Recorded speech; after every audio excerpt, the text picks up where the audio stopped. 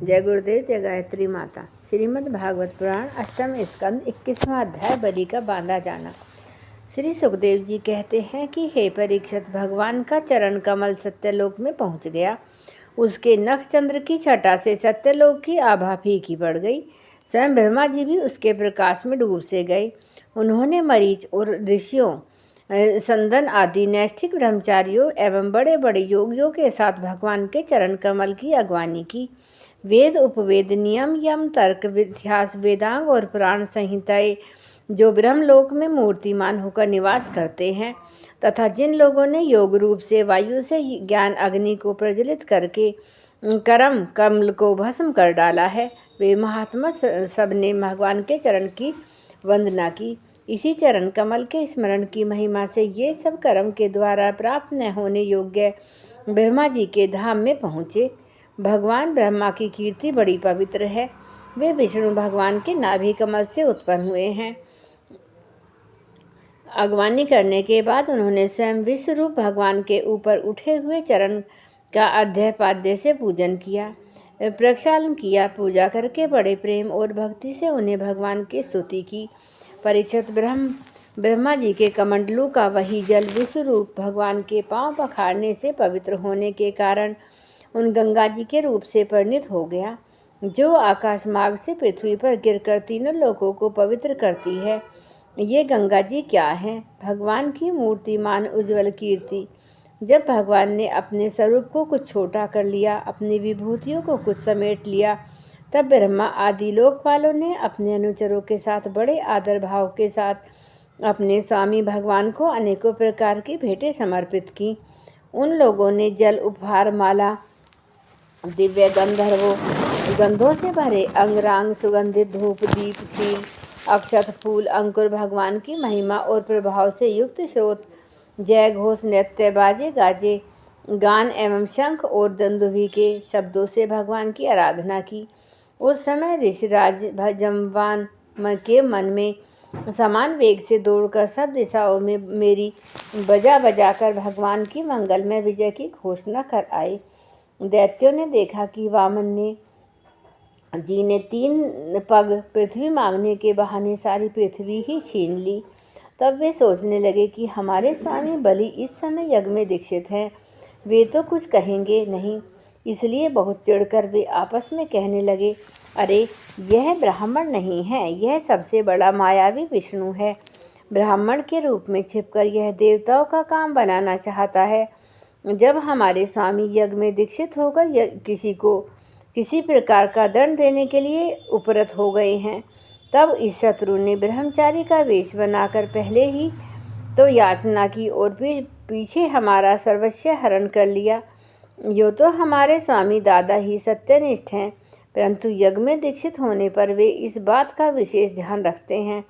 वे ब्राह्मणों के बड़े भक्त हैं तथा उनके हृदय में दया भी बहुत है, इसलिए वे कभी झूठ नहीं बोल सकते। ऐसी अवस्था में हम लोगों का यही धर्म है कि इस शत्रु को मार डालें, इससे हमारे स्वामी बलि की सेवा भी होती है। यह सोचकर राजा बलि के अनुचर असुरों ने अपने अपने हथियार उठा लिए। परीक्षित, राजा बलि की इच्छा न होने पर भी वे सब बड़े क्रोध से शूल, पट्टिटस आदि ले लेकर वामन भगवान को मारने के लिए पहुँचे। परीक्षित, जब विष्णु भगवान के पार्षदों ने देखा कि दैत्यों के सेनापति आक्रमण करने के लिए दौड़े आ रहे हैं, तब उन्होंने हंसकर अपने अपने शस्त्र उठा लिए और उन्हें रोक दिया। नंद, सुनंद, जय, विजय, प्रबल, बल, कुमुद, कुमुक, दाक्ष, विश्वक्सेन, गरुण, जयंत, श्रुतदेव, पुष्प, दंत और सातवत, ये सभी भगवान के पार्षद 10-10 हजार हाथियों का बल रखते हैं। वे असुरों की सेना का संहार करने लगे। जब राजा बलि ने देखा कि भगवान के पार्षद मेरे सैनिकों को मार रहे हैं और वे भी क्रोध में भरकर उनसे लड़ने के लिए तैयार हो रहे हैं, तो उन्होंने शुक्राचार्य के शाप का स्मरण करके उन्हें युद्ध करने से रोक दिया। उन्होंने विपरीचित, राहु, नेमु आदि दैत्यों को संबोधित करके कहा, भाइयों मेरी बात सुनो, लड़ो मत, वापस लौट जाओ। यह समय हमारे कार्य के अनुकूल नहीं है। दैत्यों, जो काल समस्त प्राणियों को सुख और दुख देने की सामर्थ्य रखता है, उसे यदि कोई पुरुष चाहे कि मैं अपने प्रयत्न से दबा दूं, तो यह उसकी शक्ति से बाहर है। जो पहले हमारे उन्नति और देवताओं की अवनीति के कारण हुए थे, वही काल भगवान अब उनकी उन्नति और हमारी अवनीति के कारण हो रहे हैं। बल मंत्री, बुद्धि, दुर्ग मंत्र, औषधि और समाधि उपाय, इनमें से किसी भी साधन के द्वारा अथवा सबके द्वारा मनुष्य काल पर विजय नहीं प्राप्त कर सकता। जब देव तुम लोगों के अनुकूल था, तब तुम लोगों ने भगवान के इन पार्षदों को कई बार जीत लिया था, पर देखो आज वे युद्ध में हम पर विजय प्राप्त करके सिंहनाद कर रहे हैं। यदि देव हमारे अनुकूल हो जाएगा तो हम भी इन्हें जीत लेंगे। इसलिए इस समय की प्रतीक्षा करो जो हमारी कार्य सिद्धि के लिए अनुकूल हो।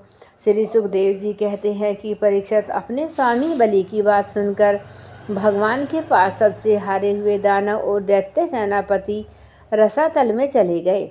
उनके जाने के बाद भगवान के हृदय की बात जानकर पक्षीराज गरुड़ ने वरुण के पासों से बलि को बांध दिया। उस दिन उनके अश्वमेध यज्ञ में सोमपान होने वाला था।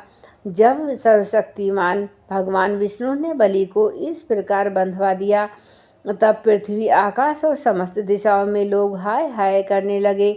यद्यपि बलि वरुण के पासों से बंधे हुए थे, उनकी संपत्ति भी उनके हाथों से निकल गई थी, फिर भी उनकी बुद्धि निश्चयात्मक थी और सब लोग उनके उदार यश का गान कर रहे थे। परीक्षित, उस समय भगवान ने बलि से कहा, असुर, तुमने मुझे पृथ्वी के 3 पग दिए थे, 2 पग में तो 3 मैंने सारी त्रिलोकी नाप ली। अब तीसरा पग पूरा करो। जहाँ तक सूर्य की गर्मी पहुँचती है, जहाँ तक नक्षत्रों और चंद्रमा की किरणें पहुँचती हैं और जहाँ तक बादल जाकर बरसते हैं, वहाँ तक की सारी पृथ्वी तुम्हारे अधिकार में थी। तुम्हारे देखते ही देखते मैंने अपने एक पैर से भूलोक, शरीर से आकाश और दिशाएं एवं दूसरे पैर से सरलोक नाप लिया है। इस प्रकार तुम्हारा सब कुछ मेरा हो चुका है। फिर भी तुमने जो प्रतिज्ञा की थी उसे पूरा न कर सकने के कारण अब तुम्हें नरक में रहना पड़ेगा। तुम्हारे गुरु की तो इस विषय में सम्मति है ही। अब आओ, जाओ, तुम नरक में प्रवेश करो। जो याचक को देने की प्रतिज्ञा करके मुकर जाता है और इस प्रकार उसे धोखा देता है, उसके सारे मनोरथ व्यर्थ होते हैं। स्वर्ग की बात तो दूर रही, उसे नरक में गिरना पड़ता है। तुम्हें इस बात का बड़ा घमंड था कि मैं बड़ा धनी हूँ, तुमने मुझसे दूंगा ऐसी प्रतिज्ञा करके फिर धोखा दे दिया। अब तुम कुछ वर्षों तक इस झूठ का फल नरक भोगो। जय गुरुदेव, जय गायत्री माता।